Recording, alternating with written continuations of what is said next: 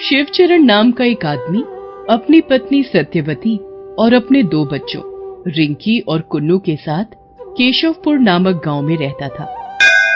शिवचरण भगवान शिव जी का बहुत बड़ा भक्त था। उसकी पत्नी सत्यवती भी भगवान शिव की आराधना किया करती थी। शिवचरण अपने बचपन से ही भगवान शिव के प्रति इतनी आस्था रखता था कि वो कभी भी कोई भी कार्य भगवान को बगैर बताए नहीं करता था, पर वो हर वक्त भगवान से शिकायत भी करता रहता। सत्यवती, मैं खेतों तक जा रहा हूँ। भोलेनाथ मेरा आज का दिन अच्छा करें। हाँ जी, भगवान आपका दिन अच्छा करेगा। बाबा, आज हम भी चलें आपके साथ खेतों पर? बहुत दिन हो गए हम खेत में नहीं गए। अगर तुम दोनों की पढ़ाई हो चुकी हो तो चलो सत्यवती, आज मैं बच्चों को भी खेत में अपने साथ ले जा रहा हूँ। ठीक है, आज हम बाबा के साथ खेतों में जाएंगे, बड़ा मजा आएगा। वहाँ जाकर बिल्कुल भी शैतानी करने की जरूरत नहीं है। मैं तो गन्ने चूसूंगा, बहुत मजा आता है।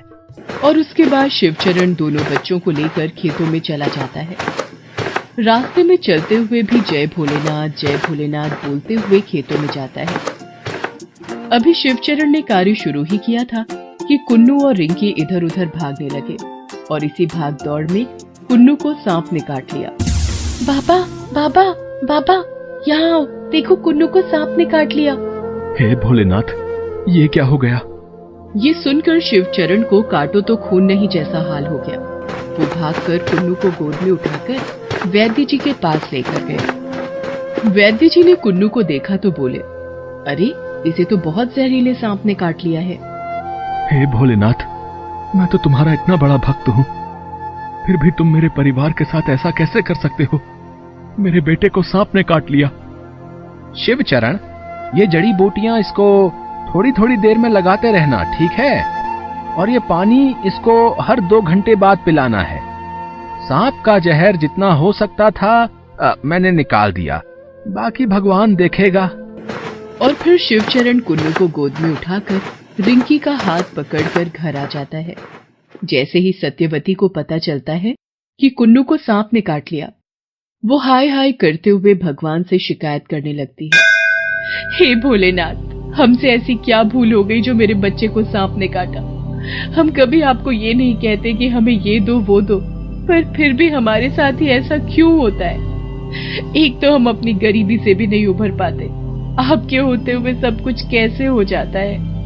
ये कुछ औषधि वैद्य जी ने दी है, कुन्नू को टाइम से देती रहना। बाबा, सांप बहुत बड़ा था, वो तो सीधा जा रहा था, कुन्नू ने ही उसे पहले छेड़ा। तू चुप कर, एक तो तेरे भाई को सांप ने काट लिया और ऊपर से तू उसकी शिकायत लगाई जा रही है। चल जा, जाकर पढ़ाई कर ले। कुन्नू को तो कभी कुछ नहीं कहती हो, उसने सांप को छेड़ा था, इसलिए सांप ने उसे काटा। रिंकी बेटा, जो भी हुआ अब तुम चुप हो जाओ, बस जाकर अपनी पढ़ाई करो। उसके बाद शिवचरण मन ही मन भोलेनाथ से बोलता है, हे भगवान, मैं इतना गरीब हूँ, बचपन से तेरा नाम लेते हुए आ रहा हूँ, तूने कभी मेरी गरीबी खत्म नहीं करी। ले देकर मेरे पास मेरी औलाद है, उसको भी आज सांप ने काट लिया। अगर उसे कुछ हो जाता तो? तू सबकी सुनता है, बस तू मेरी ही नहीं सुनता।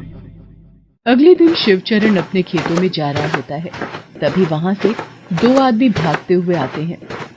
वो शिवचरण को बोलते हैं, अरे ओ शिवचरण, जल्दी से भाग यहाँ से, सांड पागल हो गया है, पूरे गांव के लोगों को मार रहा है, जल्दी भाग। कहाँ है सांड? अरे जल्दी भाग, दिख नहीं रहा? वहां पर कितनी धूल है, वहां देख, उधर से ही तो आ रहा है। और इतने की शिवचरण पीछे की तरफ मुड़कर देखता, सांड आकर शिवचरण को टक्कर मार देता है, जिससे शिवचरण नीचे गिर जाता है और उसे थोड़ी चोट आ जाती है। अरे चाचा, चोट तो नहीं आई, सांड ने बड़ी तेज मारा है। बस बेटा, भोलेनाथ की कृपा से बच गया, ज्यादा चोट नहीं आई।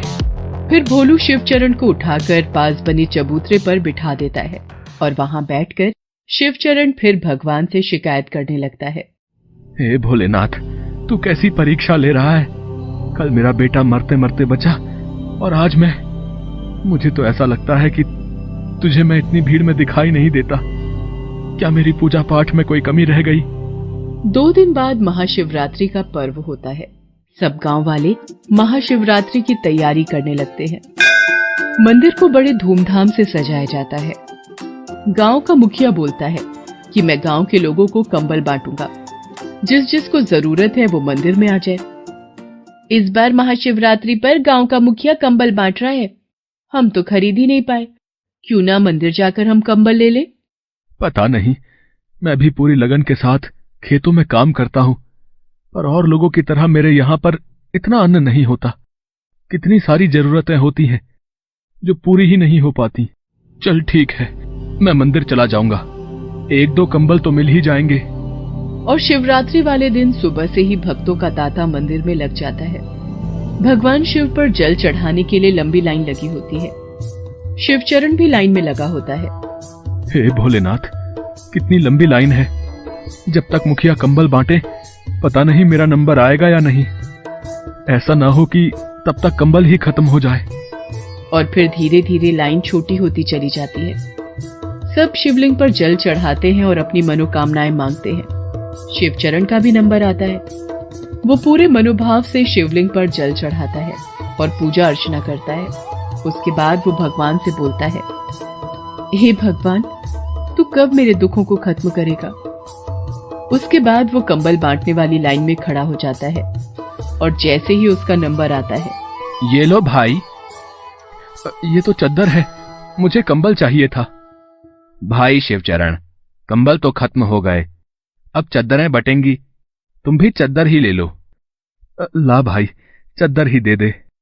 शिवचरण जब घर आता है तो चद्दर सत्यवती को देता है। अरे, मुखिया तो कंबल बांट रहा था, फिर ये आप चद्दर क्यों ले आए। वो जब तक मेरा नंबर आया कंबल खत्म हो चुके थे। चल कोई नहीं, चद्दर भी ठीक है, इन्हें रख दे, जो भोलेनाथ को ठीक लगे। और फिर ऐसे ही दिन बीतने लगते हैं और अप्रैल का महीना लग जाता है। गेहूं की खेती सबके खेतों में लहरा रही होती है। शिवचरण भी अपने खेतों को देखकर बोलता है, गेहूं की फसल की कटाई आ गई है, हम लोग परसों से खेतों में कटाई शुरू कर देंगे। इस बार तो लगता है कि अच्छे गेहूं हो जाएंगे। ठीक है, हम सब मिलकर खेतों की कटाई कर लेंगे। बाबा, मैं भी आपके साथ कटाई करवाऊंगा। रहने दे, फिर तुझे कोई सांप काट देगा। मैंने तुझसे नहीं पूछा, मैं बाबा से पूछ रहा हूँ। एक तो तुम दोनों लड़ना बंद करो, जब देखो तुम दोनों लड़ते ही रहते हो। नहीं, तुम में से कोई भी हमारे साथ खेतों में नहीं जाएगा। तुम घर पर रहना और घर को देखना। भगवान का नाम लेकर हम परसों अपने खेतों की कटाई शुरू करेंगे। भोलेनाथ की जय हो, इस बार गेहूं अच्छे हुए हैं। ठीक है, अब आप सो जाओ। और 2 दिन बाद शिवचरण सत्यवती अपने खेतों में गेहूं की कटाई शुरू कर देते हैं। गेहूं काटते काटते 15 दिन हो जाते हैं। उसके बाद वो लोग गेहूं के दानों को भूसी से अलग करके वहीं पर ढक देते हैं। बाकी किसान अपने गेहूं को उठाकर घरों में ले जाते हैं। शाम हो गई है, अब रात को गेहूं ले जाना ठीक नहीं रहेगा। हम अपने गेहूं को कल सुबह उठा लेंगे। हाँ, रात अधिक हो गई है। ऐसा करता हूँ कि तू घर जा, मैं यहाँ रात को गेहूं का पहरा देता हूँ। ऐसा ना हो कि कोई जानवर आकर खराब कर दे। हाँ, ये ठीक रहेगा, बच्चे भी घर पर अकेले हैं। मैं घर जा रही हूँ, तुम अपना ख्याल रखना। और उसके बाद सत्यवती घर चली जाती है और शिवचरण वहीं अपने गेहूं के ऊपर लेट जाता है और आसमान की तरफ देखता है। थोड़ी ही देर में काले बादल चारों तरफ घिर जाते हैं और अचानक ही आंधी तूफान शुरू हो जाता है।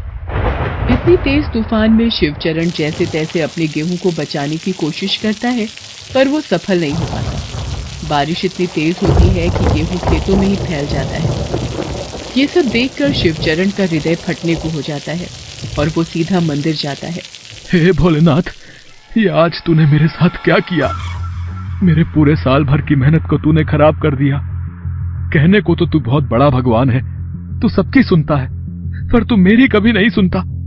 और आज तूने जो मेरे साथ किया, उसके बाद तो मुझे यकीन ही नहीं हो रहा है कि तू है भी या नहीं। शिवचरण शिवलिंग को पकड़कर माथा पीट पीट कर उस पर रो रहा होता है।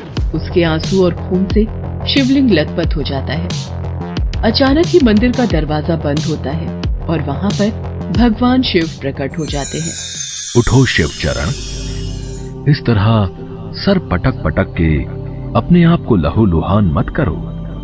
हे प्रभु, आपने मुझ जैसे इंसान को दर्शन दिए। मैं धन्य हो गया।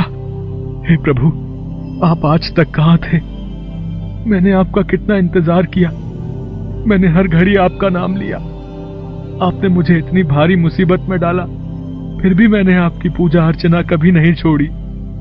पर आपने हर वक्त मेरे से आंखें बंद रखी हैं प्रभु। आप ही बताइए, आज जो मेरे खेत में मेरे गेहूं बह गए, उसका मैं क्या करूं? अब मैं अपने बच्चों को क्या खिलाऊंगा? शिवचरण, ये मैंने कब कहा कि तूने कभी मेरी पूजा अर्चना नहीं करी? पर एक चीज मैं तुझसे पूछना चाहता हूं। इतनी पूजा अर्चना के बाद भी कभी तूने मुझ पर विश्वास नहीं किया? जब भी तेरे साथ कुछ भी बुरा हुआ, तूने मेरे ऊपर उंगलियां उठाई। तू हमेशा मुझे बोलता रहा कि भगवान तुम मुझे नहीं देख रहे। पर क्या सच में मैं तुम्हें नहीं देख रहा था? मैं तो तुम्हें हर पल देख रहा था, तुम्हें हर मुसीबत से बचा रहा था। उस दिन, जिस दिन तुम्हारे बेटे को सांप ने काटा, वो सांप इतना जहरीला था कि तुम्हारे बेटे को डसते ही तुम्हारा बेटा मर जाता। वो वैद्य मैं ही था जिसने तुम्हारे बेटे को उस दिन बचाया। और जिस दिन तुम्हें सांड ने मारा, तो तुम्हारी मृत्यु उस दिन निश्चित थी। वो आदमी मैं ही था जिसने तुम्हें बोला कि वहां से हट जाओ, सांड तुम्हें मारने वाला है। जो तुम्हारे साथ हो रहा था, वो तो तुम्हारे कर्म थे, उनके साथ मैं कुछ नहीं कर सकता था। लेकिन तुम मेरे भक्त हो, इसलिए मैंने हमेशा तुम्हारा बचाव किया। हे प्रभु, मैं तो अज्ञानी हूं, मैं तेरी लीला को नहीं समझता। पर तुम मुझे ये बताओ कि जो आज मेरे खेतों में हुआ वो क्या था? क्या उसमें भी तुमने मेरा कोई भला देखा? तेरी फसल इतनी अच्छी हुई इस बार कि तुझसे जलने वाले कुछ लोगों ने तेरे गेहूं पर जहर लगा दिया था। तुम कल शाम को जब यहां गेहूं छोड़कर गए, उस समय तेरे कुछ किसान दोस्त आए और उस पर जहर फैला दिया। अगर तू वो गेहूं अपने घर ले जाता, तो तू वो अपने आप और अपने बच्चों को खिला देता, जिससे तेरा परिवार खत्म हो जाता। तो वो बारिश मैंने ही की कि मैं अपने भक्त को बचा सकूं। क्या तुझे अभी मुझसे शिकायत है? शिवचरण भगवान के सामने गदगद हो गया। वो भगवान शिव के चरण पकड़कर बस रोते ही जा रहा था।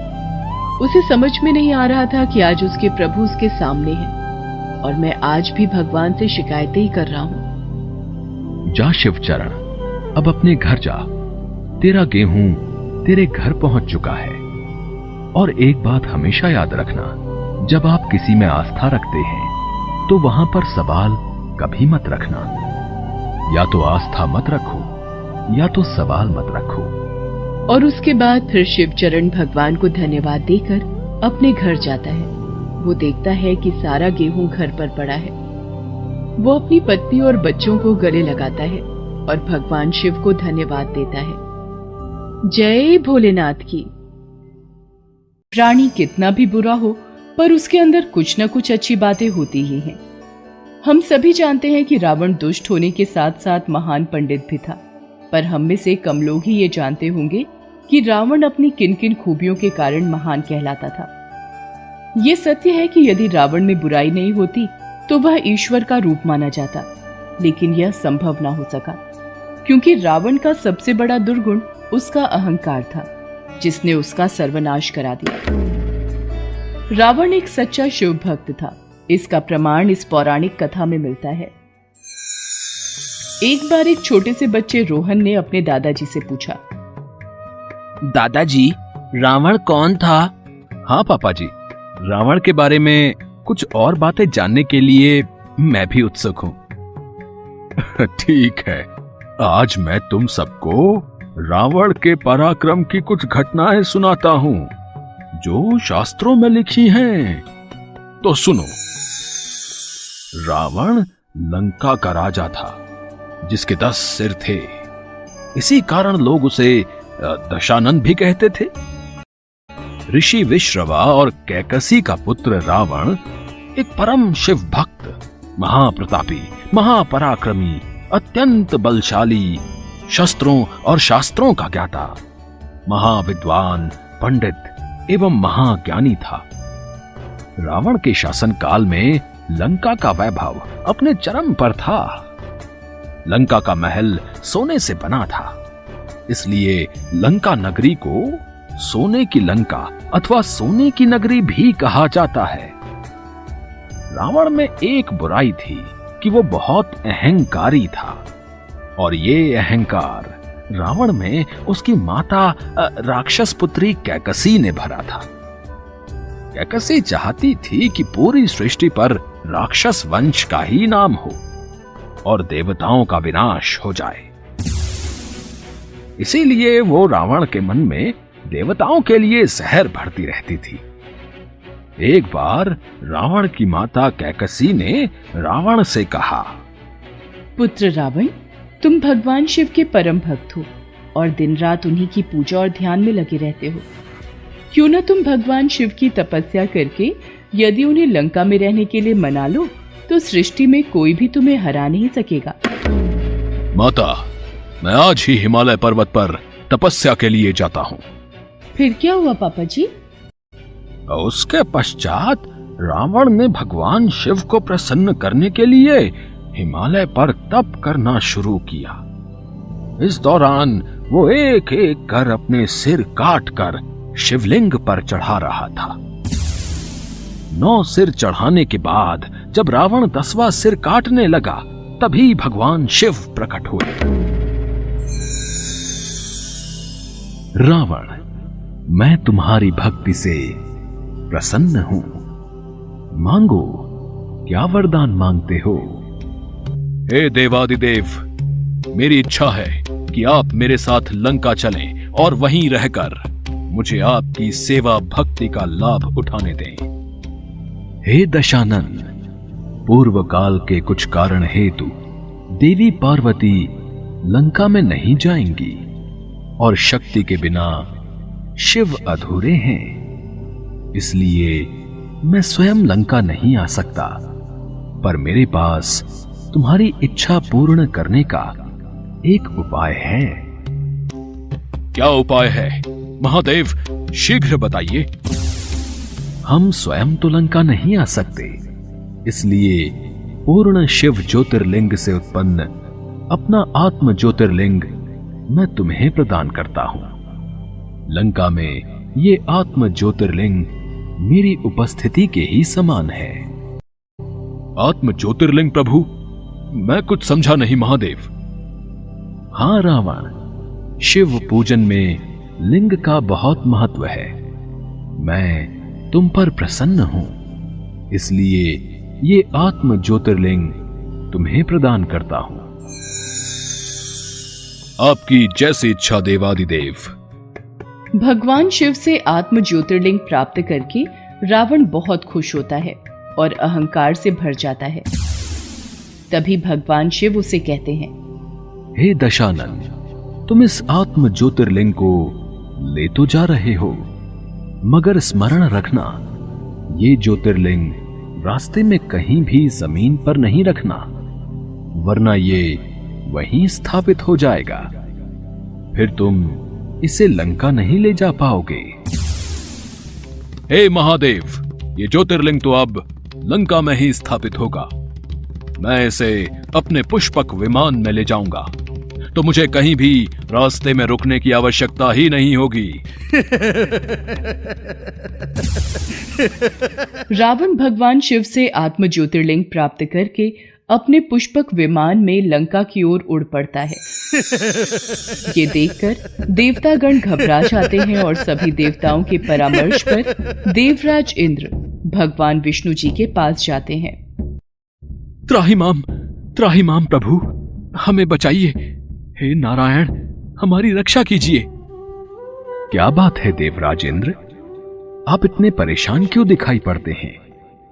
देवलोक पर कैसा संकट आ गया है जो आप चिंतित हैं?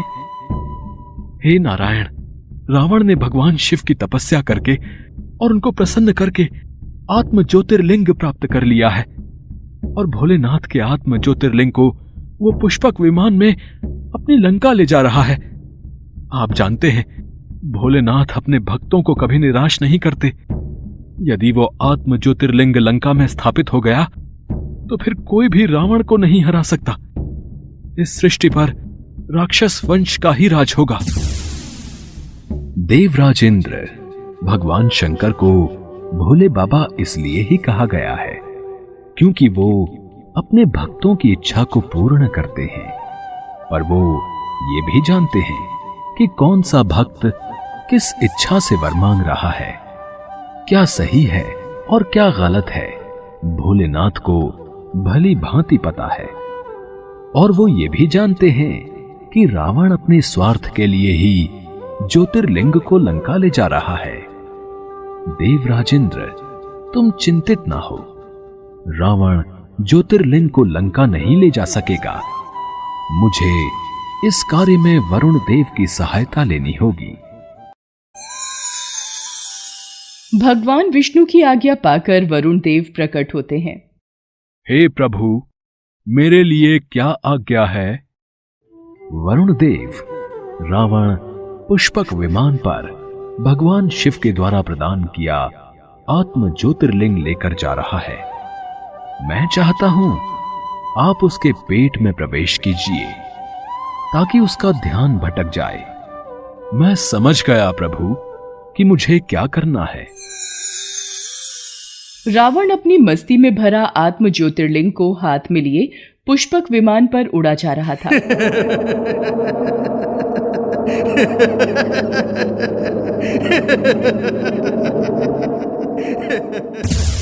तभी भगवान विष्णु से आज्ञा प्राप्त करके वरुण देव रावण के पास पहुंचकर उसके पेट में प्रवेश करते हैं।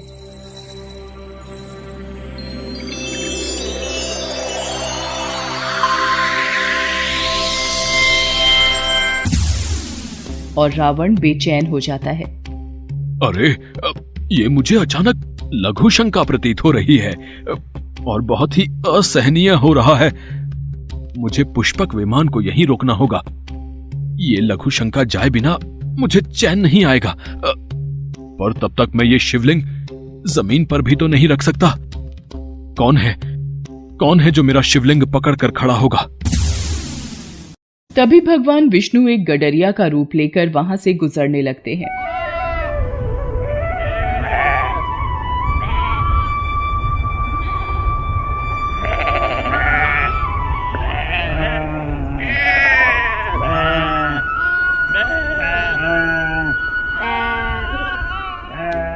ओ बालक, जरा रुक, मेरी बात को सुन। तुमने मुझे पुकारा? कौन हो तुम? मैं लंका नरेश रावण हूं। मैं यहां से जा रहा था तो तुम मुझे दिखाई दिए। तुम मेरा ये शिवलिंग हाथ में पकड़ कर रखना। मैं अभी थोड़ी देर में आता हूं। पर मुझे अभी अपनी गायों को चराने जाना है। यदि मैं समय पर नहीं गया तो बहुत देर हो जाएगी।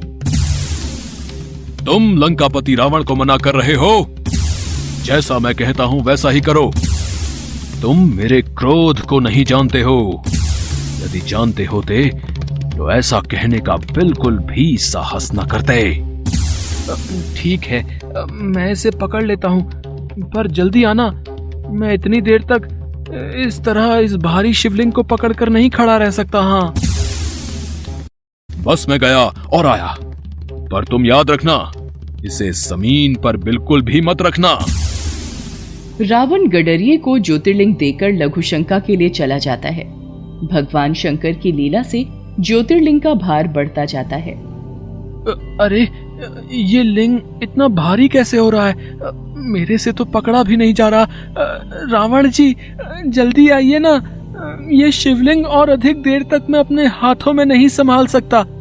अरे, ये तो आ ही नहीं रहे हैं। बहुत देर हो गई है। मेरे हाथों में ये शिवलिंग संभालना असंभव है। नहीं उठाया जा रहा है। और देखते ही देखते जब ज्योतिर्लिंग का भार बढ़ने लगता है तो वह गडरिया उसे जमीन पर रख देता है और अंतर ध्यान हो जाता है। अरे, वो गडरिया कहाँ गया? और ये ज्योतिर्लिंग भी जमीन पर रख गया। भगवान शंकर ने मुझे कहा था कि इसे जमीन पर स्थापित नहीं करना, नहीं तो ये यहीं स्थापित हो जाएगा। ये अवश्य देवताओं की चाल थी, पर मेरी शक्ति को शायद वो नहीं जानते।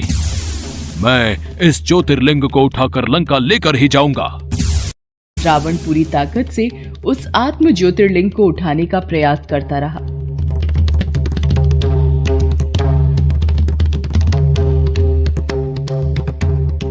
परंतु रावण जितना उसे उठाने की कोशिश करता, वह ज्योतिर्लिंग रावण के अंगूठे से और दबकर धरती में समाने लगा। रावण हताश होकर बिना आत्म ज्योतिर्लिंग लिए ही लंका वापस लौट गया। यदि वह ज्योतिर्लिंग रावण लंका नगरी ले जाता तो वह अपने अहंकार से पूरी सृष्टि को तबाह कर देता और उसे परास्त करना किसी के लिए भी नामुमकिन हो जाता। पर कहते हैं ना, भगवान सर्वव्यापी हैं और बुरे काम का बुरा ही नतीजा होता है।